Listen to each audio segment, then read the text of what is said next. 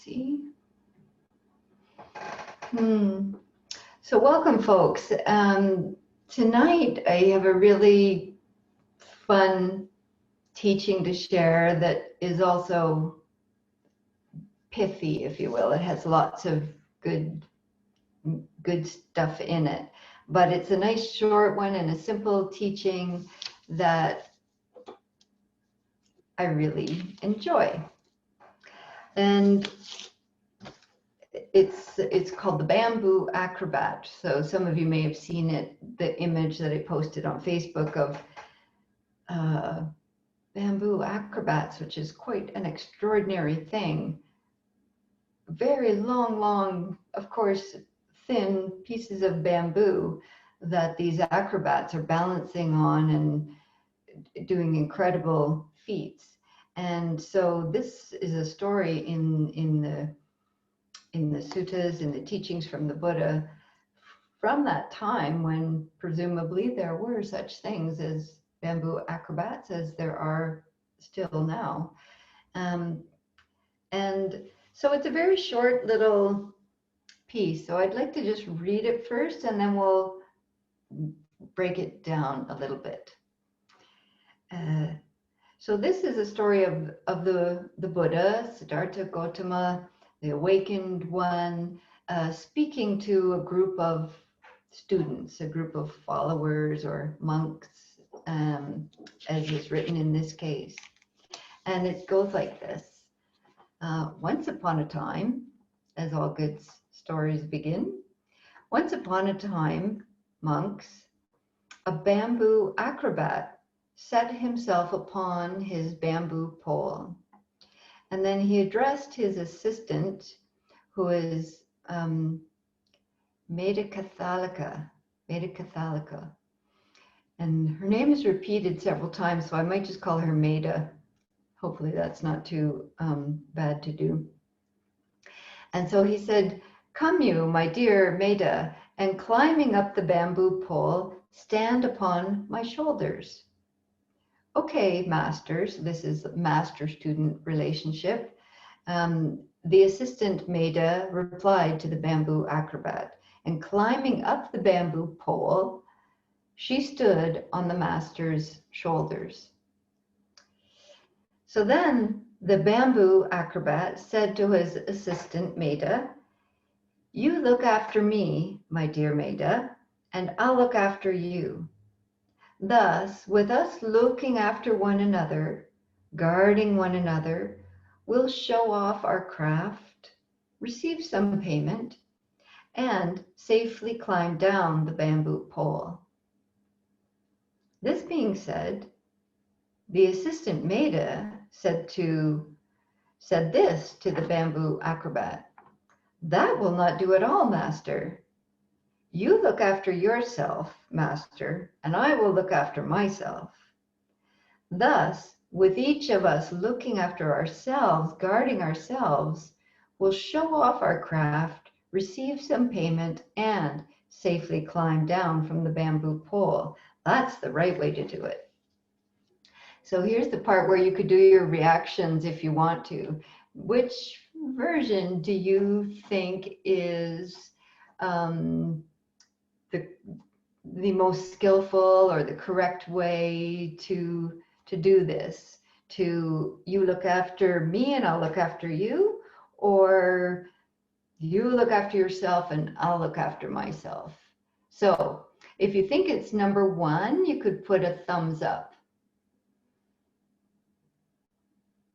There's 1, 2, okay. 3. And if you think it's number 2, that you look after yourself and I'll look after myself, and in this way we'll get through this. So if you think it's number 2, you could do a thumbs up.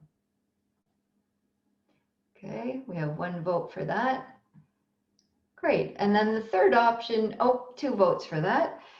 The third option here is like some third version of that, which hasn't shown up yet. So that's the third option, is some other way to do this. Here's somebody else joining. Come on in. Okay, so I'll carry on with the teaching here. So for those who are just joining in, we're talking about a teaching called the Bamboo Acrobat. And in this teaching, the master, the teacher, the really skilled acrobat that's balancing on top of a bamboo pole has asked their assistant to climb up the pole and then stand on their shoulders. And the teacher is saying, listen, this is how we're going to get through this. You look after me, I'll look after you, and together we're going to take care of each other, earn a little bit of money, and be able to climb back safely. And the assistant has said, no, that's not going to work. This is what we need to do. You look after yourself, I'll look after myself, and in that way we're going to each of us looking after ourselves, guarding ourselves, will show off our craft, earn some payment, and safely climb down. And so now the Buddha steps in because he's retelling this story. And so here the Buddha says, just like the assistant Maida said to her master or her teacher, I will look after myself. So this is, he's agreeing with the assistant here. I will look after myself. So should you, practitioners, monks is who he's addressing in this case. So should you practice the establishment of mindfulness. And so he says that first, and then he says, you should also practice the establishment of mindfulness by saying, I will look after others.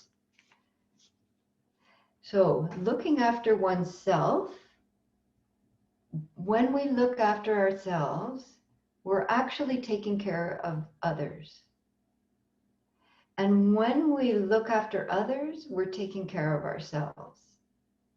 So it's kind of the C is really it's both are needed. Both of these are really important. And the Buddha goes on to say, and how does one look after others by looking after oneself? In what way does that work? If I'm just taking care of myself, looking after myself, how is that helping others? And he says, by practicing mindfulness, by developing it, and by doing it a lot.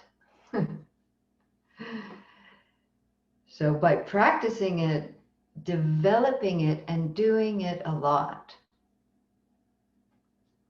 And how does one look after oneself by taking care of others? So the flip side of that coin, how does it help me how does it take care of me if I'm looking after others? And he says, by patience, by non-harming, by loving kindness, and by caring for others. Thus, looking after oneself looks after others, and looking after others, one looks after oneself. So it's a really succinct, short little teaching that has a lot of wisdom in it. So first of all, to be a bamboo acrobat, there's already a great deal of continuous mindfulness, complete, incredible focus and balance, right? I cannot imagine how they do it. After, you could just Google Bamboo Acrobats and you'll see some images that are just astounding. And so you could imagine to be able to climb up a little bamboo pole and perch on top of it, and then ask an assistant to climb up the pole and stand on your shoulders. How much incredible focus and equanimity balance would be needed there. an absolutely continuous awareness, so that, you know, one moment of distraction, one moment of taking your eye off the ball is, you know, perilous, could be life and death, could be very injurious. So this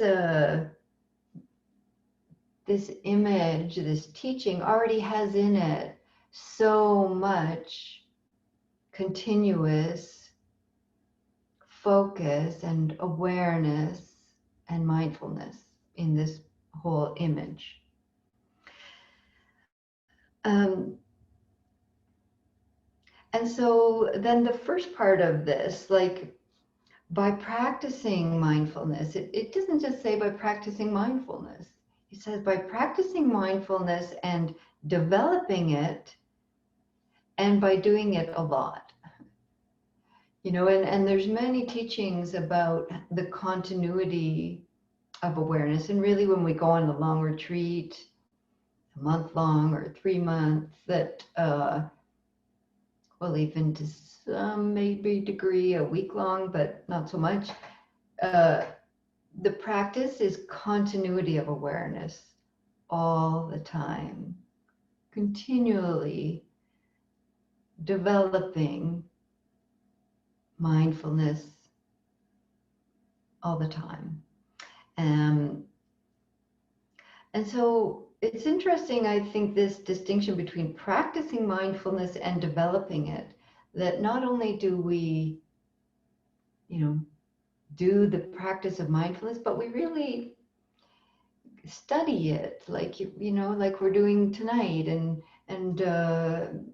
find other people to practice with, and find teachers, or read books, or listen to Dharma talks, or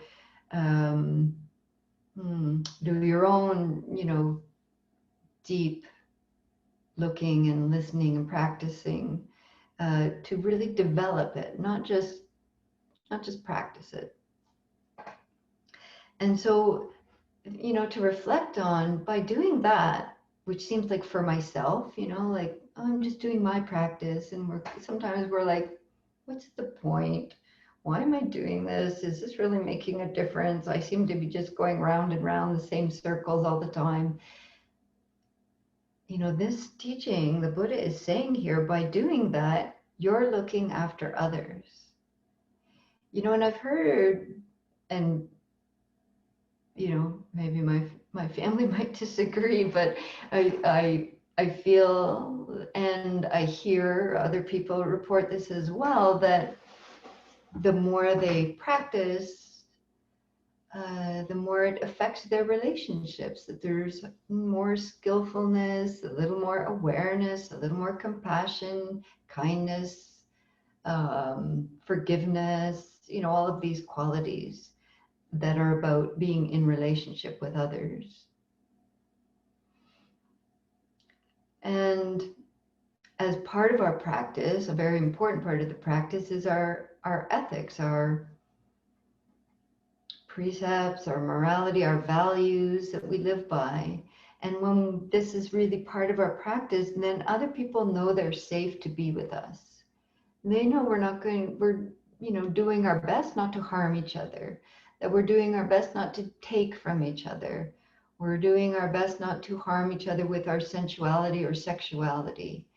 We're doing our best to not cause harm through intoxication. And we're doing our best to speak with kindness and truth. So in that way, as part of our practice, we're creating safety and looking after others.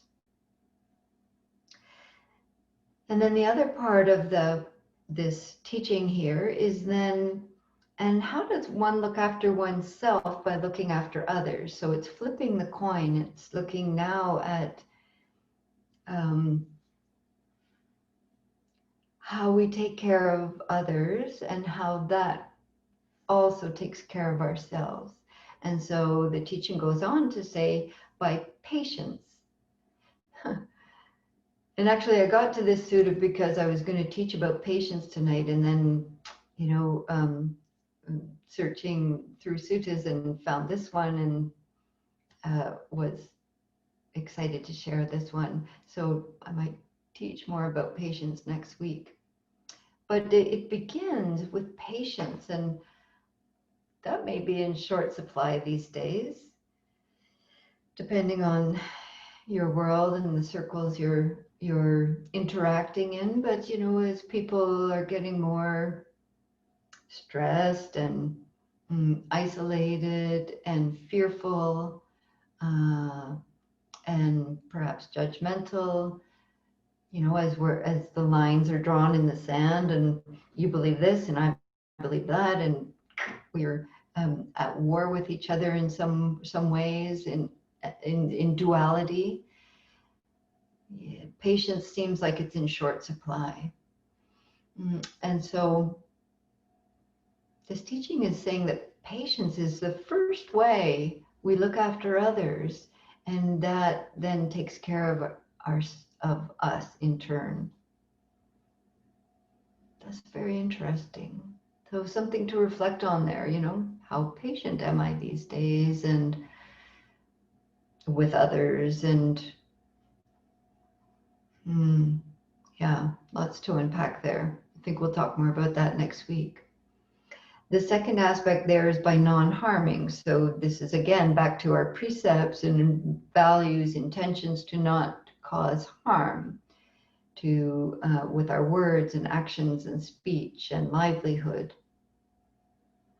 By loving kindness, which is metta or friendliness practice. It's one of our formal practices of meditation, but it's also an informal practice, an attitude, a way of life, to practice good wishes, well wishes for others, all beings, which is easier said than done. And lastly, by caring for others. So in what ways do we show care? This can be done with our time, with our presence, our attention, with generosity in our community. There's so many ways to care for our environment, our neighbors, strangers. Yeah, someone was just sharing at the beginning of this, when we were just visiting before the recording started, the care of looking after rescue dogs that need fostering until they find their permanent home. What a fantastic example right there of caring for other beings. And in that way, looking after ourselves, we feel this sense of goodness, of generosity, of well-being. It calms the heart and mind. It brightens the heart and mind to feel that we're looking after each other, and that we're, we all cause harm, but the intention to be non-harming is so important. The outcome we don't have so much control over, but even in hindsight, something I didn't intend to cause harm, but I see that it caused harm, we can still reflect on that and, adjust for next time, and see if we can be more skillful next time, or make amends, apologize. This is really a beautiful teaching on interconnectedness, of course. By looking after oneself, we look after each other, and vice versa. Reciprocity of wholeness, in a time of such individualism, extreme individualism in some cases, don't take my rights. And this is just such a lovely reminder. It's so much, well, to me, what stands out here is by wearing a mask in a public space, I'm looking after others. And by looking after others, I'm also looking after myself, because what goes around can easily come around. And, you know, there's a real direct example right there of interconnectedness and relationship, our interrelationship with each other.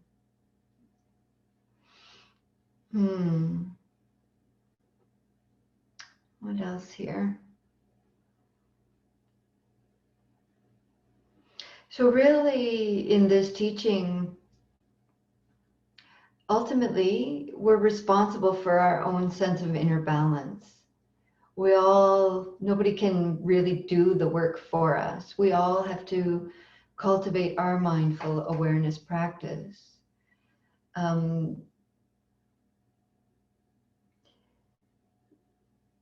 Because you could see that if you're, you know, in that act of balancing and in doing this, you know, bamboo pole acrobatics, if your attention is completely on the other person, there's no inner awareness within yourself. Someone else can't fully take care of you.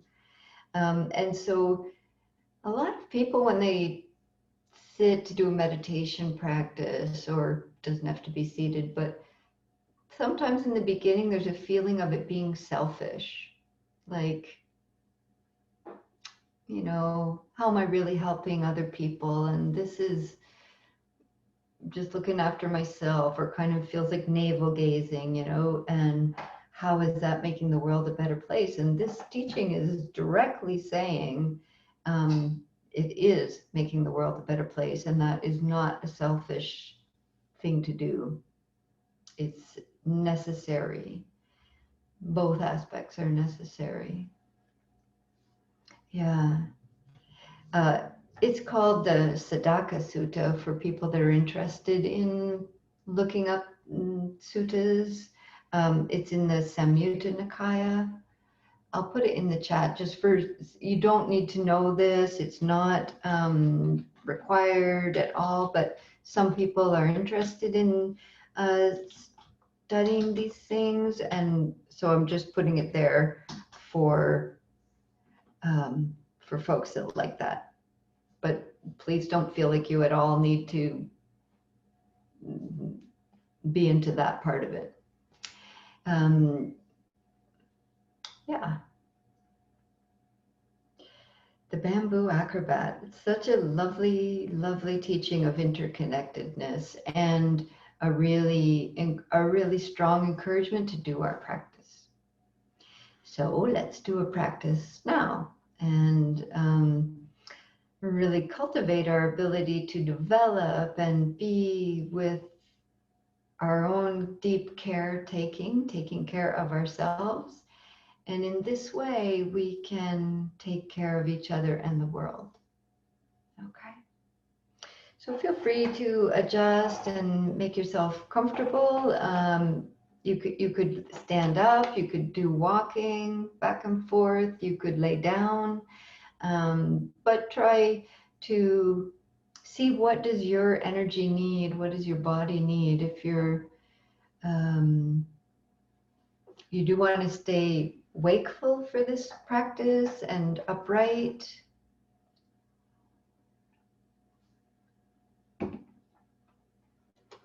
It's hot in here.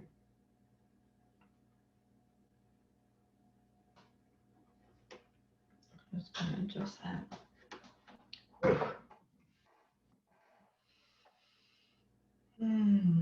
Okay, so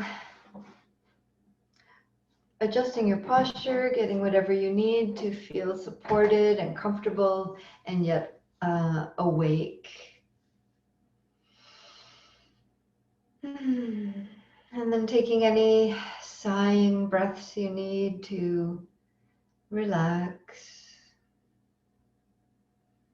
Sometimes a nice full inhale and a little bit of a longer exhale helps us to really release any excess tension and settle into our bodies.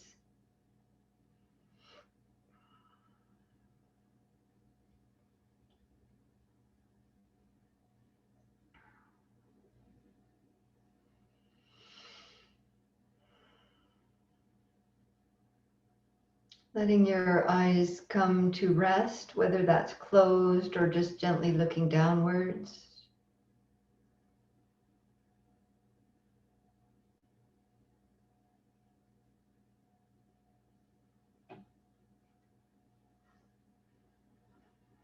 And as your eyes come to rest, see if you can invite some ease across the forehead, some release of any worry or tension that shows there, softening the forehead and relaxing the eyes.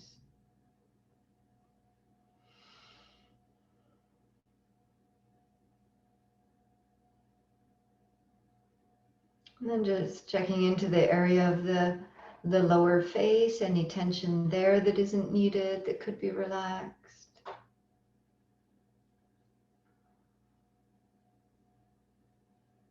Feeling that sense of ease down the neck and across the shoulders.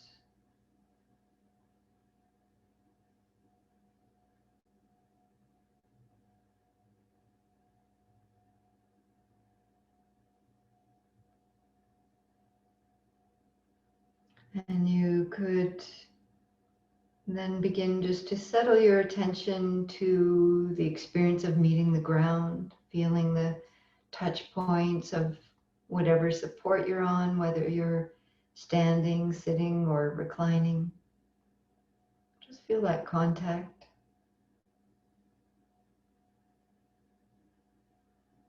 And that relationship with the ground.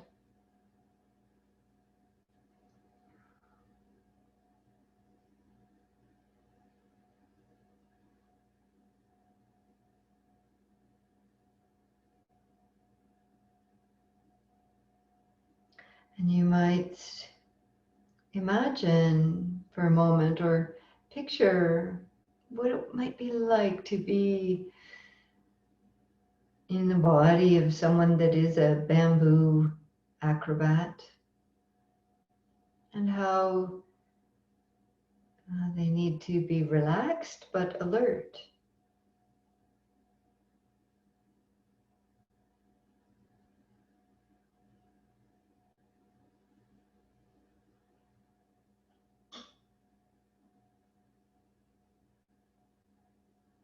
And it's the same for us in our minds and bodies. We want to be relaxed and alert, awake,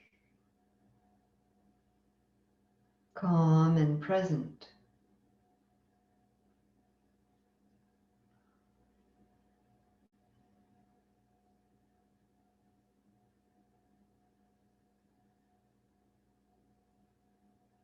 Focused and balanced.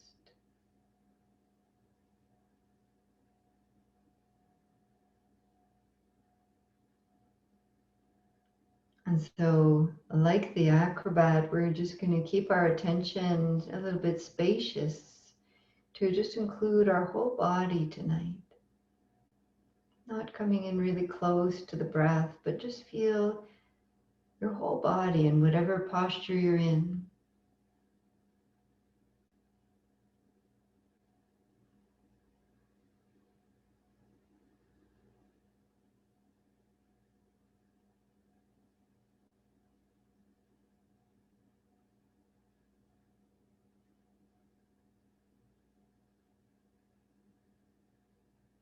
Really awake and alert to all the sensations of your body right now. You may feel tingling, pressure,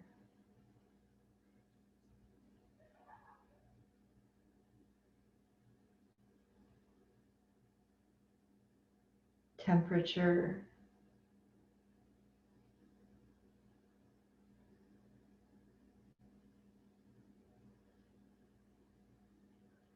texture,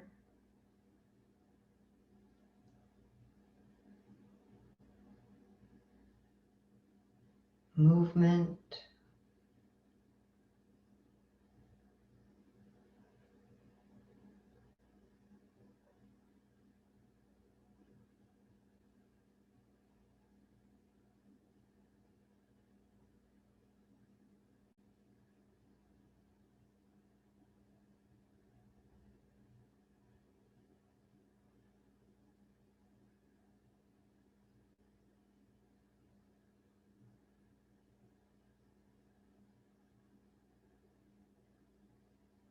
Inviting this wakeful attention to be as continuous as is possible. And of course, at times our attention will move away. And we might really brighten up our awareness here to see, this could be a matter of life and death for someone.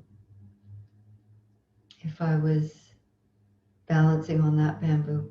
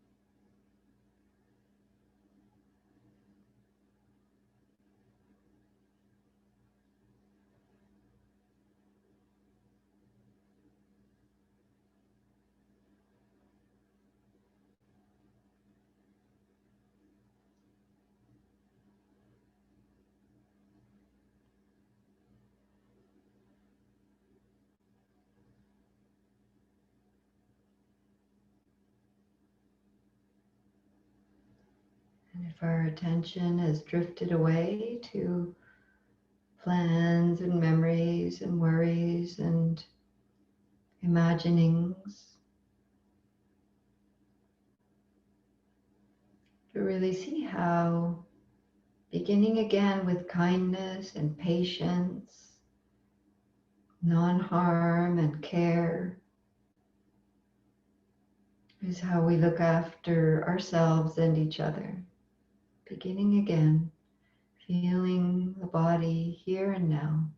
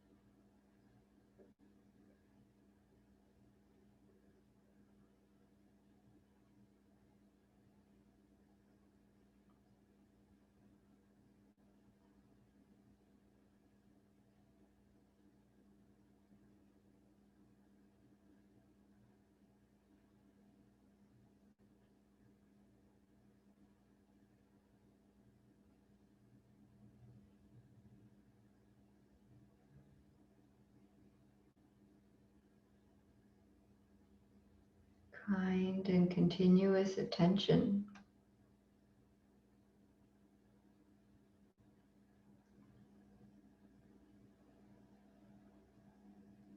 Not selfish.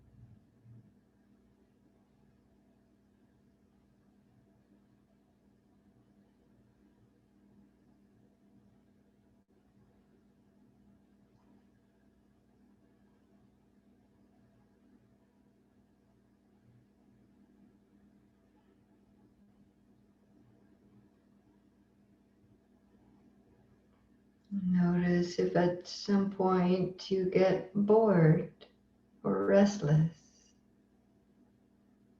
or doubt the importance of your practice. Just notice that, or sleepiness. And this is common for all of us at times. Just notice it gently. And begin again. Climb back up the pole. Balance.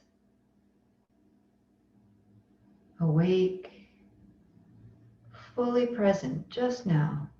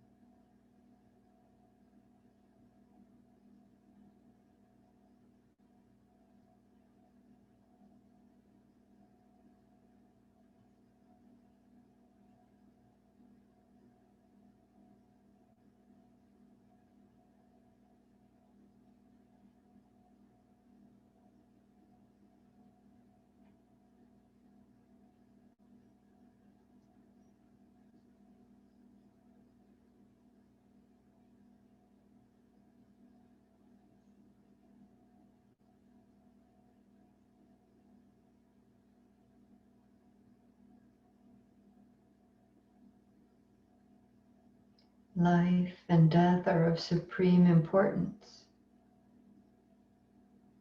Our practice is of supreme importance. time passes quickly and opportunity is lost.